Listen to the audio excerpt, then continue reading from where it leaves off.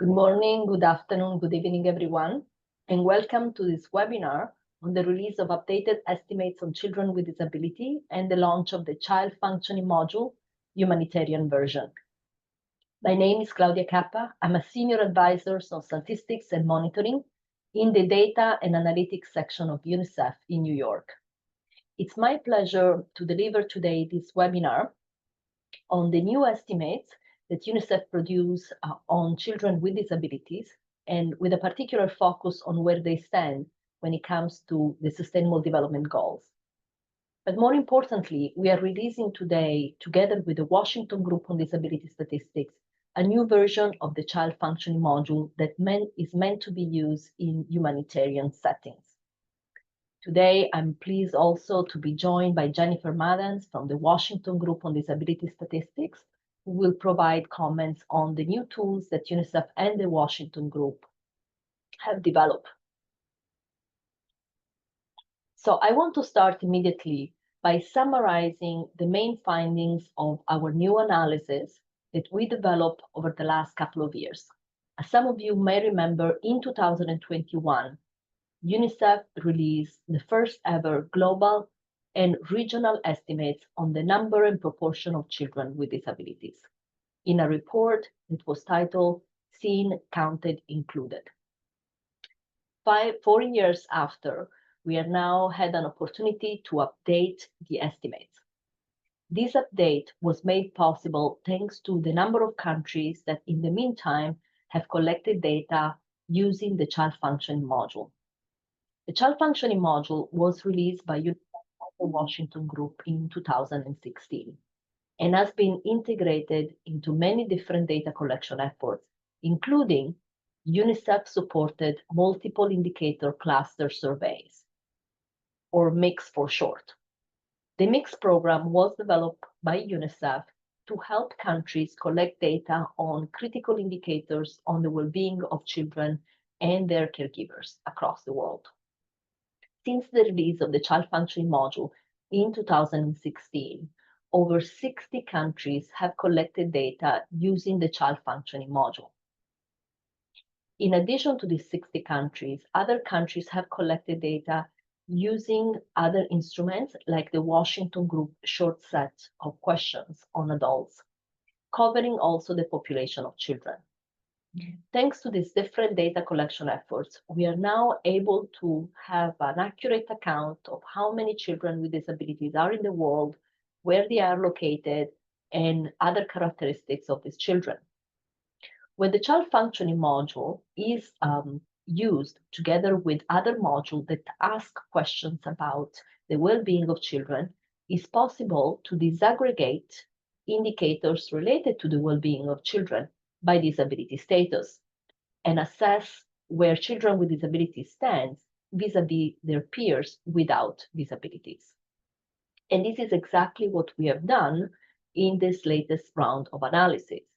In addition to providing updated global and regional estimates on the number of children with disabilities, we also wanted to look at where they stand in the achievement of selected Sustainable Development Goals.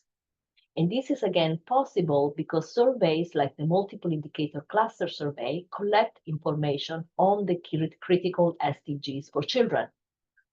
But also they collect information through the Child Functioning Module that allow to identify the population of children with disabilities. So for the specific purpose of today, I'm going to share with you the results of the analysis for the SDGs that we have selected among those that are available. Starting with the first SDG that relates to ending poverty for all children, including children with disabilities. In the Sustainable Development Goal, goal number 1, call member states for a reduction in poverty for all children, because the principle of leaving no one behind applies throughout the entire goal framework. This graph shows the percentage of children aged 2 to 17 years living in a household that receive any type of social transfer and benefits. As we know, this type of social transfer and benefits are critical for children, but particularly for children with disabilities. And this is because many families of children with disability incur additional expenses to support their children. In this case, therefore, they should be receiving dedicated and additional social transfer and benefits to address these additional costs and financial needs that they have. However, the analysis of the data that we have, that is again based on approximately 60 countries with available data, indicate that unfortunately, children with disabilities do not benefit from additional social transfer and benefits. So this graph shows 3 bars. The first bar represents the percentage of children without disabilities who live in a household that receive any type of social transfer and support. And these proportions stand at approximately 40%. Then we have 2 additional bars illustrated by dark pink and light pink. These bars represent children with disabilities. We have disaggregated this population into children with disabilities overall and children with multiple disabilities, for which through the child functioning module, difficulties were identified in more than one functional domain. So as you can see, in the case of children with disabilities and with multiple disability, which is a subgroup of the larger group of children with disabilities, we don't see much of a difference in terms of the proportion of children living in a household that receive any type of social transfer and benefit, indicating a failure of the social protection system in addressing the extra need and financial burden experienced by families of children with disabilities. Now, let's look at the SDG goal number 2, to end hunger for all children, including children with disabilities. There are 2 relevant indicators, one referring to stunting and another one referring to wasting, which are 2 critical measures of child nutritional status. The graph to the left is about stunting. It presents, again, 3 bars, a bar for children without disability, and 2 bars for children with disabilities, including children with multiple disabilities. The height of the bar represents the percentage of children, in this case, aged 24 to 59 months, who are stunted. And as you can see from this bar, and I can illustrate from this bar, the height of the bar is different. The lowest bar relates to children without disabilities. Among them, the percentage of children who are stunted stands at approximately 30%. But if we look at children with disabilities, we can see that this proportion, the proportion of children who are stunted, is higher.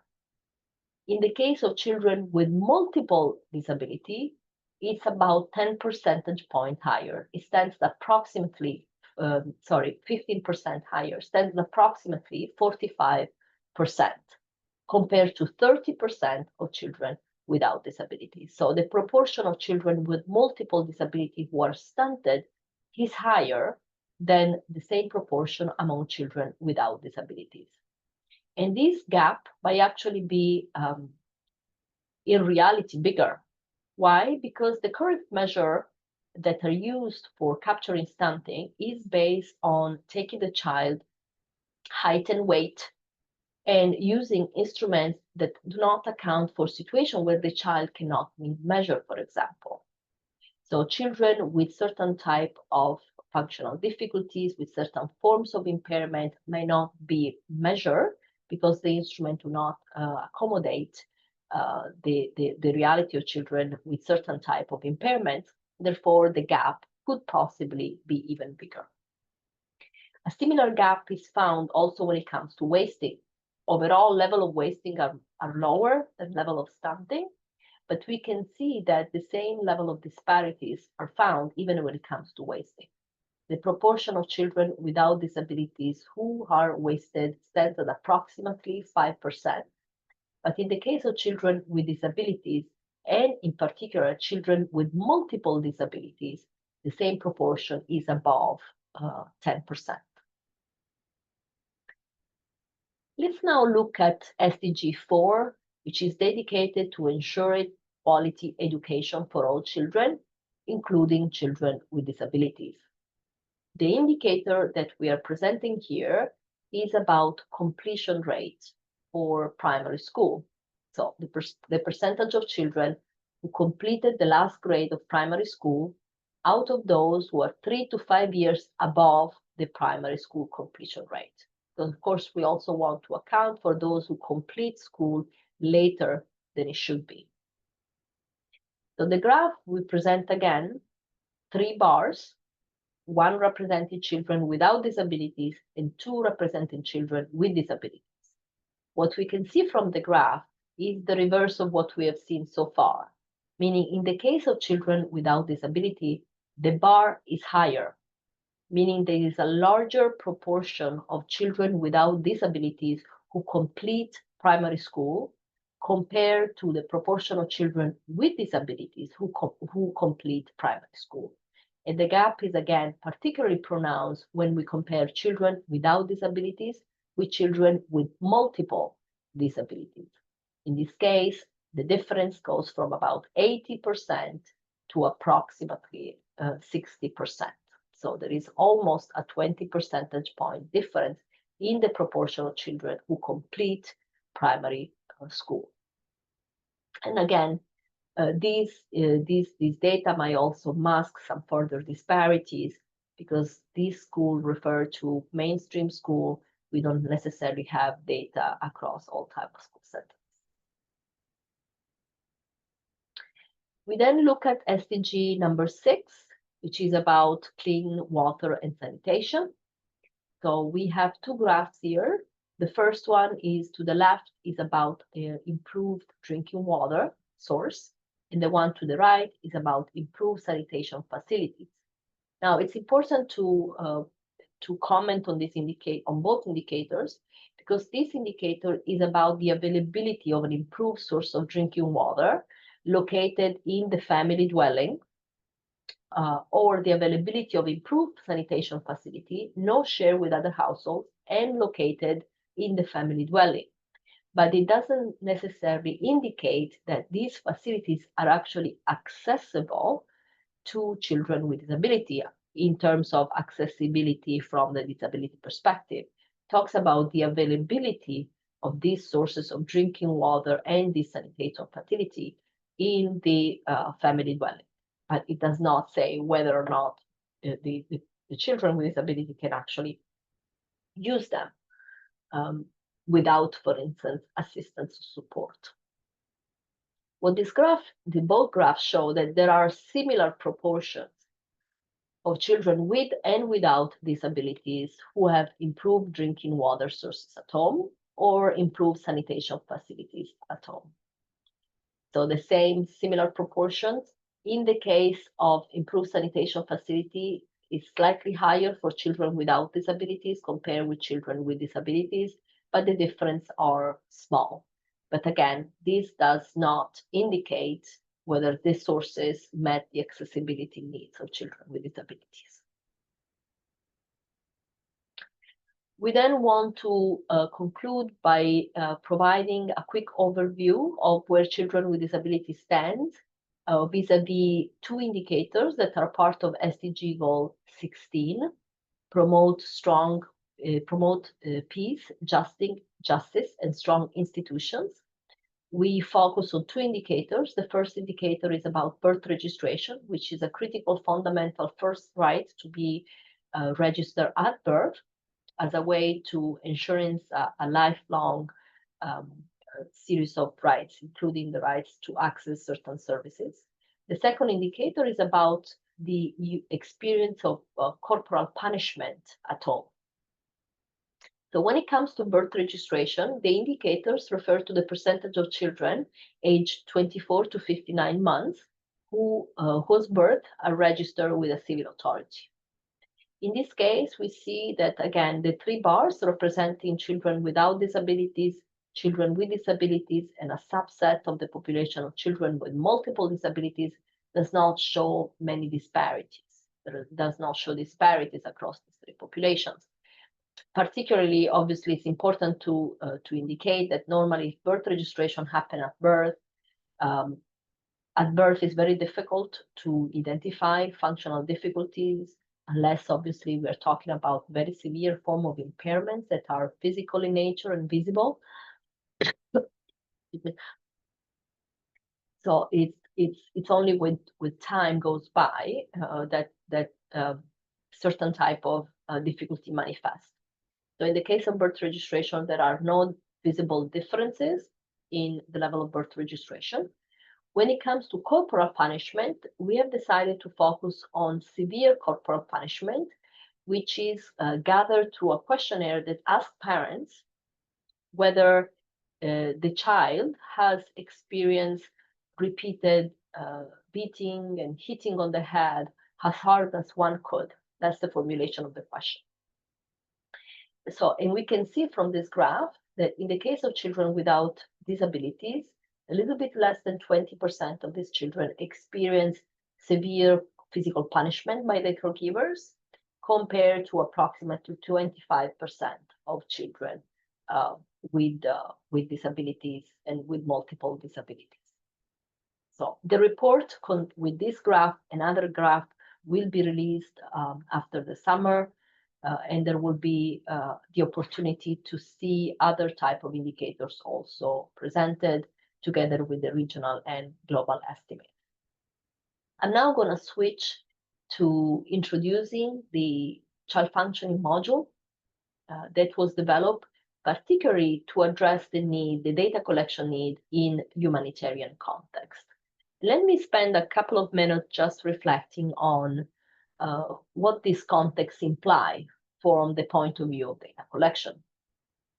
When the child functioning module was first developed, we started the work in 2011, it was completed in 2016. We were thinking and we were developing a module for use mostly in the context, in development context, in the context of household surveys, where certain standard conditions are in place for the collection of quality data. But over time, following the release of the Washington Group and UNICEF child functioning module, we have come across different type of data needs that were brought to our attention by a number of different partners. For example, those work in delivering services related to education, for example, approached us to see if it was possible to have a version of the child functioning module that was not intended to be used in a household survey with mother as respondent, but rather to be used in a school context with teachers possibly as respondent. So we had to do some methodological work together with these partners to identify the conditions under which this module, the child functioning module, could be used outside of household survey. Particularly, we had to test the ability of teachers to provide reliable information about children, as opposed to mothers or primary caregivers. And through that methodological work, we introduced a number of changes to the child functioning module to make it suitable for use with teachers and in the context of school-based data collection. Similarly, over time, we receive a number of requests for using the child functioning module in the context of humanitarian response. The humanitarian aspects brought a number of complexity related to data collection. First of all, the fact that data collection happens in a context that is obviously disrupted, is often done not by national statistical authorities, but rather by those involved in humanitarian response, under very specific and very vast constraints related, for instance, to the availability of the respondents. For example, if we were to do a survey, this survey has to happen in context where, for instance, there is not much time for data collection, where we are encountering population under tremendous distress, where the family might not be unified. You might have household members that travel separately, for example. So all of these elements urge for or called for a data collection instrument that will be definitely as short as possible and also really focus on prioritizing the identification of the population most in need. So we spend a tremendous amount of time with those working in humanitarian response to understand what are these constraints that pertain to humanitarian context, but also what are the critical data needs and how can we prioritize? Because the question about the length of a questionnaire is obviously a very important one for implementation purposes. But we developed the child functioning module, even in the case of a household survey, to be the shortest possible. What do I mean by the shortest possible? Is the shortest version that we can think of, but still with the aim of identifying the population of children with functional difficulties. And this population is a very diverse population. It includes a child using a wheelchair, but also a child with anxiety and depression, a child who has difficulty learning, as well as a child who cannot hear at all. So to be able to identify this varied population, we need to rely on a certain number of questions, because each question corresponds to a profile of a child with a functional difficulty. So if we don't collect data on difficulty pertaining to learning, and we only include questions related to vision and hearing, we are not going to be able to identify the population of children with difficulty learning, who might not necessarily have difficulty when it comes to seeing or hearing. They might have difficulties, for instance, and impairments related to cognition. So the process of developing this module and the principle that were used were the result of this conversation, trying to identify what are the critical data needs that persist in the case of humanitarian context. So let's go back for a second to the child functioning module, because again, the objective of the child functioning module is to identify children with functional difficulties. That's the primary purpose. It's a tool. Through the answer to this questionnaire, we identify children with functional difficulty with the purpose to provide cross-nationally comparable data. And the module is meant to be used as part of a survey, can be a generic survey with multiple topics, or a dedicated survey aiming at identifying and capturing the well-being of persons with disabilities. So the CFM has basic structure. So the questions are meant to be addressed to the mother of the child or the primary caregiver of the child in cases where the mother of the child is not alive or not living with the household. And this is a very, very important element. The questionnaire is built on the knowledge that mothers or primary caregivers have. And this knowledge is not found in other household members. We cannot think of replacing a mother when it comes to the knowledge about the child with another respondent in the household, unless this other respondent is a primary caregiver of the child.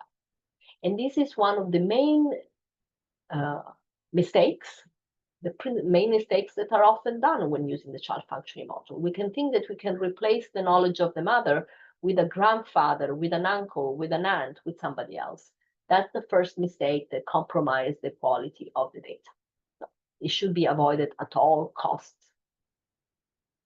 The child functioning module is also structured in a way that the module asks about the difficulty that the child might have, and the response category give you a continuum with difficulties going from no difficulty, a range that goes from no difficulties to some difficulty to a lot of difficulty to cannot do at all. This is the structure for most of the questions, except for certain questions that have a different format. So these are the domains that are covered in the child functioning module. We have two sets of questions, one question for children under the age of 5, and another set of questions for children 5 to 17.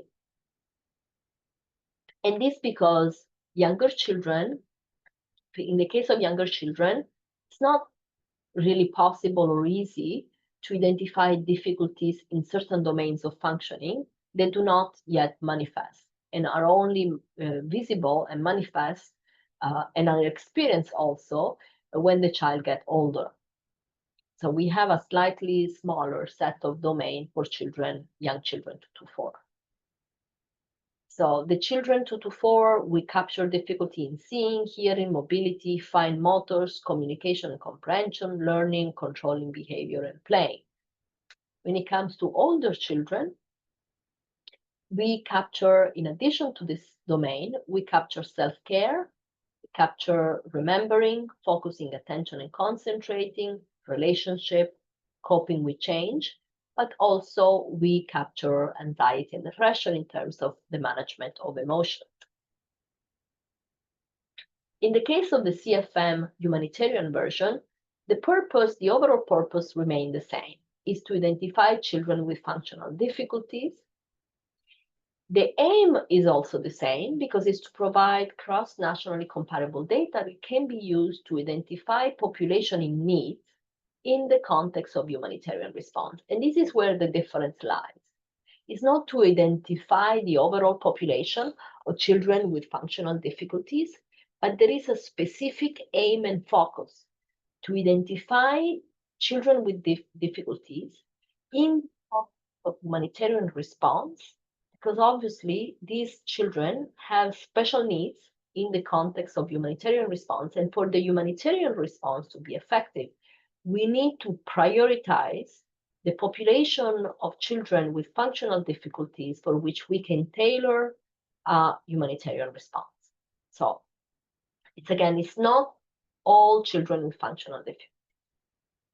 The work has been prioritizing a subset of children with functional difficulties for which in the context of a humanitarian response, we need to intervene and intervene fast. That has been the principle. So how did we go about selecting this subset of children? So it's through discussion with a number of actors coming from the humanitarian field, and we had different organizations that help us from Save the Children to humanity, inclusion, to education cannot wait, so on and so forth. We had a number of conversations. And at the end of this conversation, we kind of converged towards selecting a particular subgroup of children with disabilities, and then developing a questionnaire using the existing child functioning module question, in a way selecting from the child functioning module question the question that allowed to identify that specific subgroup of children with functional difficulties. So it has been a prioritization exercise, essentially, and a reduction of the questionnaire on the basis of this prioritization exercise. So we developed, as a result of this prioritization exercise, 2 versions of the CFM that are meant to be used in 2 different stages of the humanitarian situation. The first set is called the Tier 1 version of the CFM HV, which would be used at the onset of the humanitarian situation. It includes 10 questions for both children 2 to 4 and children 5 to 17, and these questions cover 4 domains of functioning. Because of skip patterns in the questionnaire, only 7 questions are actually asked about each child. Okay, not all 10. So we cover only 4 domains, which means we only identify children with difficulties in the 4 domains, not the entire population. And these are the domains that were prioritized: seeing, hearing, mobility, and fine motor. So we are essentially focusing on children who have difficulty in relation to seeing and hearing, and difficulty with motor skills, both gross motor skills and fine motor skills. So we are not capturing children who have difficulty managing their emotion. We are not focusing on children with difficulty learning or difficulty communicating. Here we are really restricting our population of focus to be only those who have only difficulty seeing, hearing, and with motor skills. Because these children have particular needs in the context of a humanitarian response at the onset of the humanitarian crisis, where things tend to be particularly hectic, and there are certain particularly first type of interventions, first level interventions that are critical. We then also develop a tier 2 version of the CFM, which would be used when resources and time permit a more comprehensive data collection effort. Again, it's not the full-fledged data collection. There are still constraints. There is still need to focus, and the focus relates to the interventions that are possible in humanitarian response. So we developed the tier 2 that has, in the case of children 2 to 4, includes 12 questions covering 6 domains. So we, as you can see, we went from 4 domains now to 6 domains. We added 2 more domains. Because the questions are part of STEP patterns, in this case, it's not the 12 questions that will be asked for each child, will be 9, maximum of 9 questions. In the case of children 5 to 17, we went from 4 domains to 8 domains of functioning, and 11 unique questions asked for each child. And you can see here what are the domains that were added. So we had the 4 domains that are part of tier 1. And then in the case of children 2 to 4, we included 2 more domains, which is communication, comprehension, and controlling behavior. Similarly, we add the same 2 domains for children 5 to 17. But in the case of children 5 to 17, we added 2 extra domains, the domain related to difficulty concentrating and anxiety.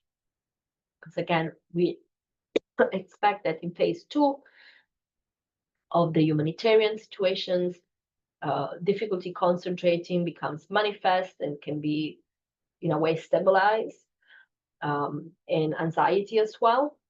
And these are key entry points for interventions, because the humanitarian response starts focusing also psychosocial support, for example. There are some activities also related to learning that might come into implementation, etc. So obviously, these changes have an implication on the percentage of children you are going to identify. So if, for instance, in the case of the traditional CFM, the full CFM, which has been used, by the way, in a number of countries affected by crisis, it's been used in Iraq, it's been used in Yemen, it's been used in Afghanistan. When you use a subset of questions, as I mentioned earlier, you're only capturing a subset of children. So you don't have a full prevalence, a full percentage of children with disability that cover the entire population. You will see that the proportion and the numbers that come up from this instrument are lower than the number that you will get when you use the full CFM questionnaire. And this is because, again, when you drop a question, you drop a population, right? You don't capture children. But this is not meant to be used as an overall measure of prevalence. This is meant really to identify the population in needs in the context of a humanitarian response. The instrument is now available online. We are going to indicate on our chat box the website where you can find it. It's going to be available on UNICEF website as well as the website of the Washington group. The questionnaire is currently available in English, Spanish, French, and Portuguese, and we plan to develop other versions of the questionnaire in the future. We also have the question-by-question specification can be used as a training manual. And of course, we will be gradually releasing a number of instruments that can support the collection of this data. It's only when these data are actually collected on the field through the experience of those on the ground that we're going to be able to see whether this shorter version of the CFM is working well and is capturing the population most in need in the context of humanitarian response. So we continue to count on our partners for the work on the ground, and through their learning, we will be evaluating the quality of the data that we get through this instrument and also the effectiveness of this instrument to serve the needs, the data needs of those working in humanitarian response. So we are very grateful to all those who have worked so far with us. We look forward to engaging with many more in the future to continue to improve the availability and quality of data on children with disability. And I also want to conclude with a special thanks to the Department of Foreign Affairs and Trade of the Government of Australia and the Development Agency of the Norwegian government, NORAD, who have funded the child functioning module and the humanitarian version of the child functioning module. But I want to reserve the last word to the Washington Group colleagues who have worked tirelessly alongside us since 2011. We could have not done anything, as Eunice said, that we have done without the collaboration with the Washington Group on Disability Statistics. So I want to conclude by handing the floor to Jennifer Madans, who is going to share a couple of reflections on this module before we open the floor for question and answer. Thank you so much. And Jennifer, the floor is now yours. Thank you so much, Claudia. And let me also kind of on behalf of the Washington Group, thank UNICEF for the wonderful collaborations we've had for many years now, and how encouraging it is to see the data that are currently coming out from the mixed surveys and other surveys that are using these jointly created modules. Not only the most recent data that Claudia just presented, but over time we'll be able to look at trends. And we are pushing with the SDGs and other programs to not only know what the gaps are, but to reduce the gaps and to know whether any of the programs that have been put in place are actually having their effect. And to do that, you really need consistent, comparable data, not only across places, but across time. And I think that the work that UNICEF does has really been exceptional. And the work that Claudia has done has really made an impact in this area. I wanted to highlight a few things that Claudia covered very well, but I think worth repeating. The two things that struck me when we started this project was the insistence on a shorter module. I mean, that was the main thing. It's got to be shorter, and certainly that's understandable. When we look at the context in which these data are being collected, there's a lot going on, and you don't have the feasibility to do something like a full CFM or a large data collection. Data collection is important. It's what I do, but it's probably not the most important thing that's happening in a humanitarian situation. So it had to be short. How to take a questionnaire that you thought was the shortest it could be and make it shorter was really a challenge. And what we tried to do, and we will see, is pick those domains in consultation with our partners that would be in a way most actionable. This is the information you need at that point to do something, because the main purpose was not to say how many children have a disability. That was not the primary purpose. It was how to identify children where there can be something actionable done to relieve the situation that's going on. So that was the first thing. The second was the huge difference in context that we would be operating in. Different kinds of humanitarian situations, different needs of data in each one, and different ways that the data would be collected, which would be a function of what is actually going on in the ground. In the other data collections, as Claudia mentioned, we were working within a context of a very standardized national or international data collection system where we had a lot of control over how the data were being collected.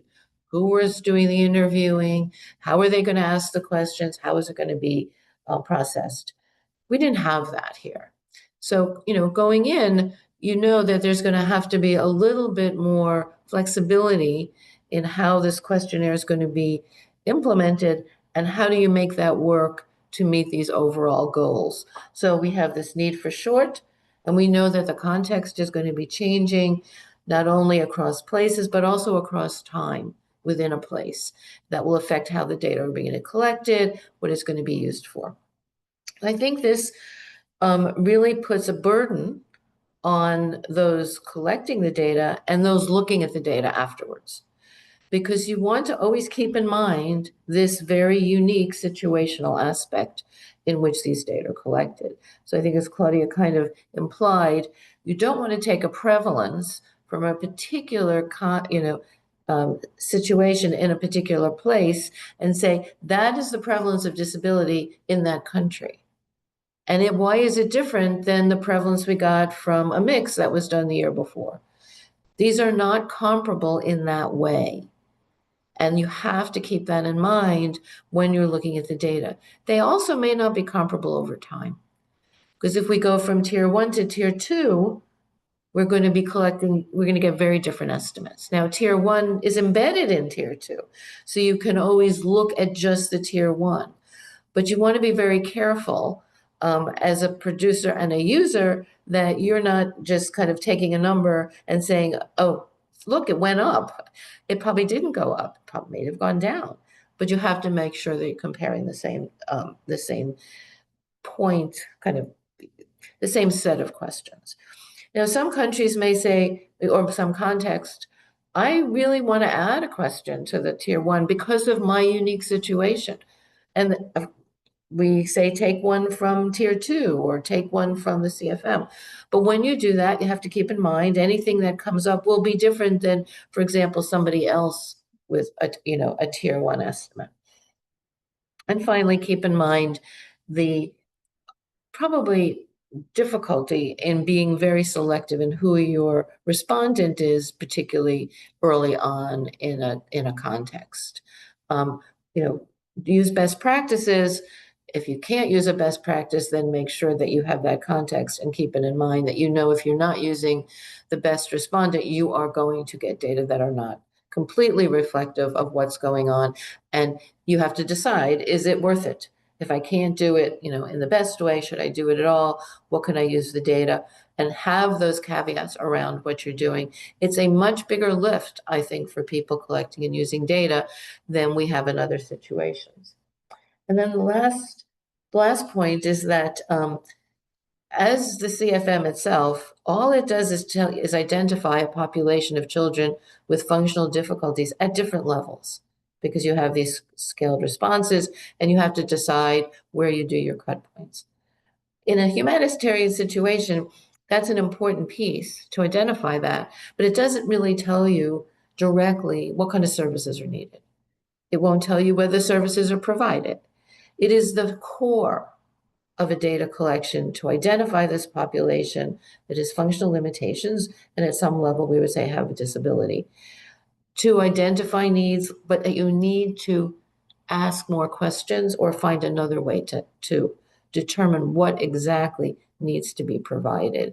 It is not the end of the data collection. It's the beginning of the data collection. And that's certainly true for in the CFM itself. It is in a bigger data collection where you have outcomes. As Claudia showed, you have the SDGs. So you can compare it, but it's just that small part. We just did a little part, an important little part, but it's not the end of the data collection. It's really the beginning.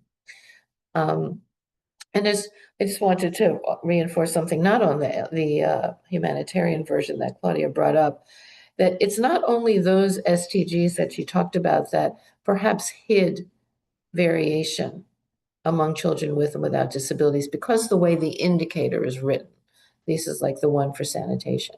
There are many of the SDGs that are like that, where even if you disaggregate, it's quite hard to tell whether the population with disabilities is being correctly described because the indicator itself is not sensitive to some of those things. So thank you again, Claudia, for the great cooperation and collaboration we've had, and we're very anxious to see how the humanitarian version is used and what we can learn from it.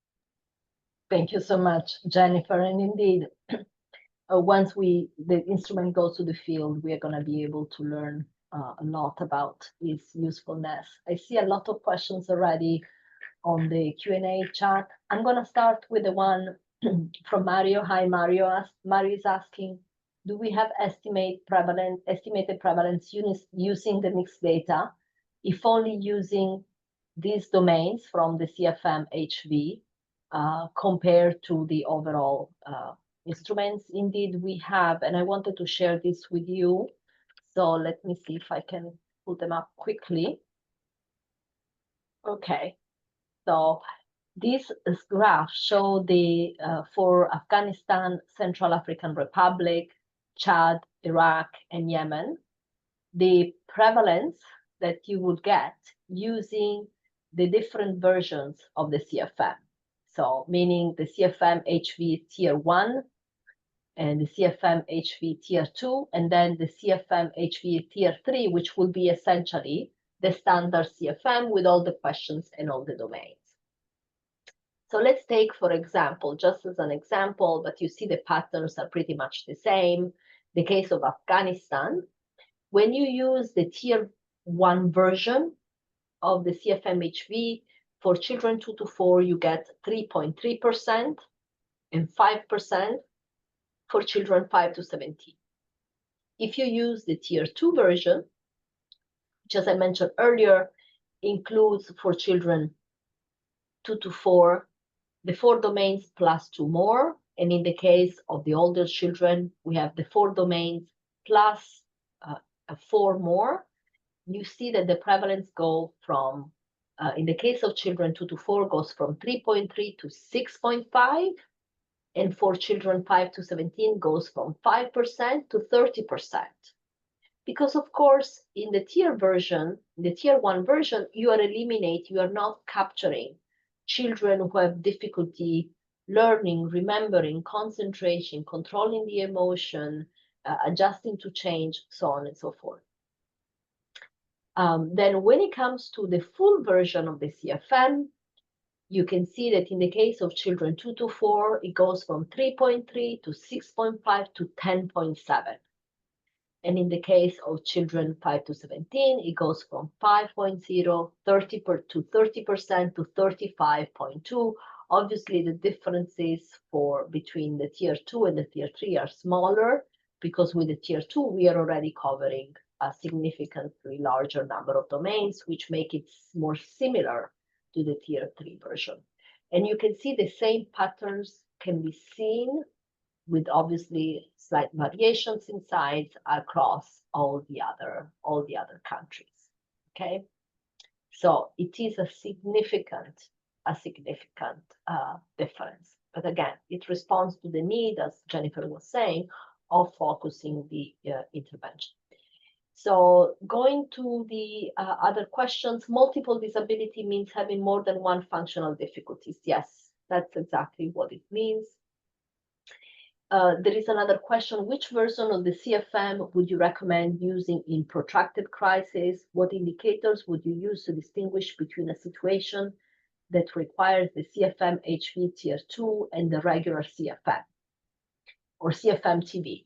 Well, the difference between the CFM and the CFM-TV depends on the respondent to the questionnaire and the settings where the data is going to be collected. So the CFM-TV is meant to be used in school-based data collection with teachers as respondent. Okay, so the difference is really at the level of the implementation of the data collection and the respondent to the instrument. Okay, the difference between the CFM, regular CFM, or the CFM HV version 3 or the CFM tier 2, I mean, it depends again on, I think, the data collection needs. If you're trying to have an overall estimate, the prevalence of the population of children with disability, as it's been done in the case of the mix survey done in Yemen or in Afghanistan or in Iraq, you use the full CFM. In that case, you can still do data collection in a country affected by a protracted crisis, where the conditions are there for a full survey implementation, not done by humanitarian actors, but national statistical authorities. In the case, your need is to identify the overall population of children with disabilities, to have a sense of how big this population is. In this case, you use the full CFM. So if it's still in the context of a humanitarian response, because you have to deliver something, right? So the purpose is really, I need to identify the size of the population that is in need of the specific humanitarian response, obviously you use the CFM tier 1 or tier 2, depending on the stage of the data collection, and again, your data collection needs. Yeah. So Jennifer, is there anything you want to add to this point? No, I think it is very hard to write precise guidance on when to use one or the other, because there are so many moving parts in these situations, not only in terms of need, but also context. So I think our general rule would be use the longest set of questions you can, given the constraints of your data collection and what you're going to use the data for. And so, like, while learning is very important, we were trying to think, what would you do, in the beginning of a crisis that would really affect that, whereas some of the others were more actionable at that point. I think it's going to be a case-by-case decision with general guidance, but very hard to say something specific. And of course, we can share the presentations, so no problem with that. Those who participate in the survey will receive. There is a question, can you please review again which version can be used in schools by educators? So in the case of the school-based data collection, with teachers as respondent, is the CFM the teacher version of the CFM. We are going to include the link in the chat where you can find specifically the CFM TV, the teacher version, that is again meant to be used with teachers. A question, how can the CFM, and maybe Jennifer, if you don't mind answering this one, I can continue to go over the other ones. How can the CFM be linked to the ICF, especially the ICF activities and participation framework? When you think about the ICF as an overall framework, then the functional approach that was taken by all of the Washington group questions as in the CFM is in that activities part. We like to think of it as, the other parts of the CFM, for example, conditions and body structure, can have an effect on your ability to function in these core domains. And those core domains in that activity area in the middle, then will have an effect on your participation unless the environment is accommodating.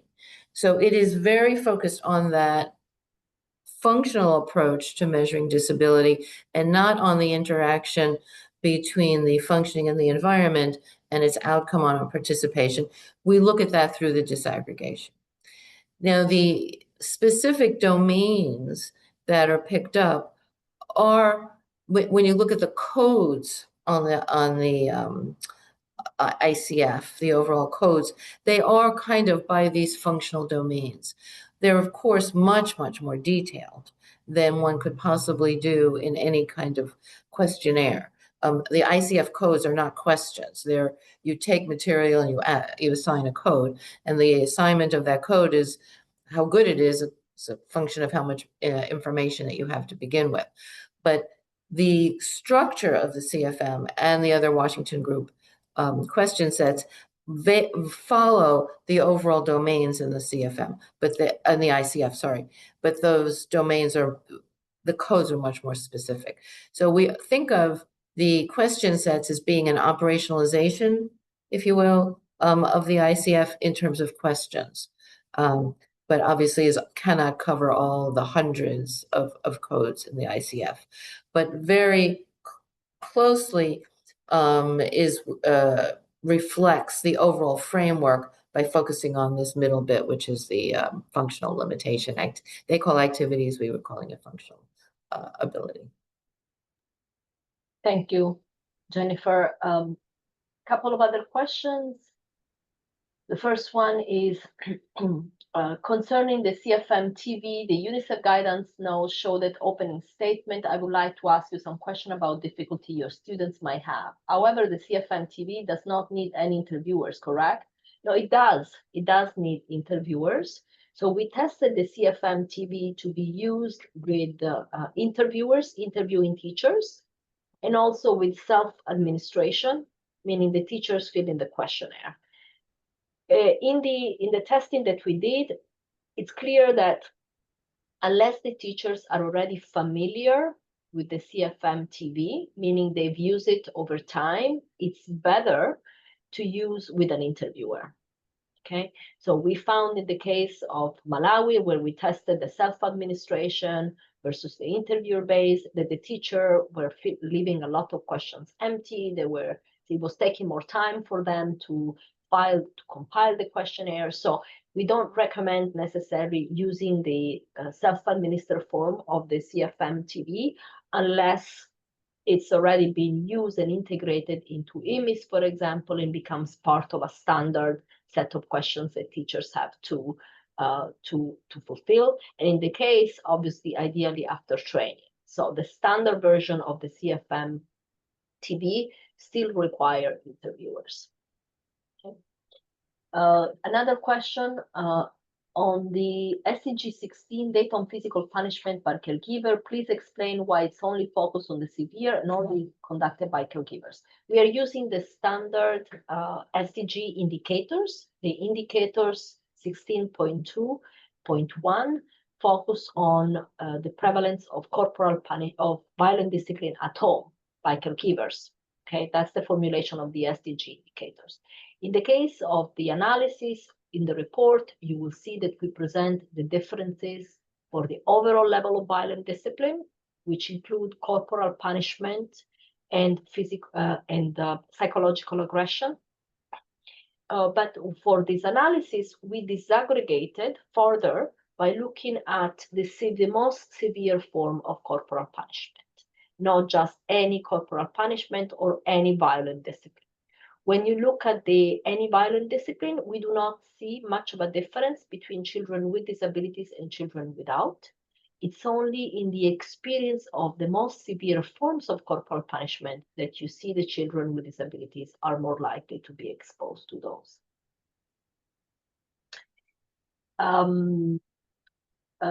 Another question is, can you please clarify if the fine motor item used for the 2 to 4 is the same as the 5 to 17? Also, the walking item was without distance, please clarify. Yes, indeed, we use the same item for fine motor for the 2 to 4 and the 5 to 17. For the 5 to 17, the standard CFM has a question that is about self-care, the capture, motor skills, as well as a number of other aspects. So in the case of humanitarian context, we didn't feel it was appropriate to ask about self-care, which is feeding and dressing, because obviously food shortage can be an issue. So you might have a lot of other things picked up by this question that are not specifically or exclusively related to fine motor skills. So instead, we decided to focus on the fine motor skill questions as asked for younger children. And in the case of walking, yes, indeed, we eliminated the walking with a distance because we noticed that in countries affected by humanitarian crisis, particularly this came up of the mixed survey that was done in Yemen, we can see that you have a lot of mothers reporting difficulty walking for a long distance, which seems to pick up a lot of safety concerns and logistics rather than functional difficulties in walking because obviously of humanitarian situations. Okay. So there are a lot of other questions. Unfortunately, we won't have time to go over them, but I hope you will be able to find your answer in the actual documentation that will accompany the CFM HB. And not everything is on the website yet. We are going to put them up as they become available. And similarly, you will see many more graphs and data in the report. The report launch date has not been set yet, so you're getting a preview, but it's definitely going to be after September. And you will receive information about the report through the emails that you share for registering for this webinar. I just want to conclude by thanking you all for your participation, thanking Jennifer for her presence, the sign language interpreter for their support, and the person who has been behind the scene, Archana Diwadi, for organizing this webinar. Thank you again, and please be in contact. We look forward to working together to improve the availability and quality of data on children with disabilities. The webinar is closed. Thank you so much.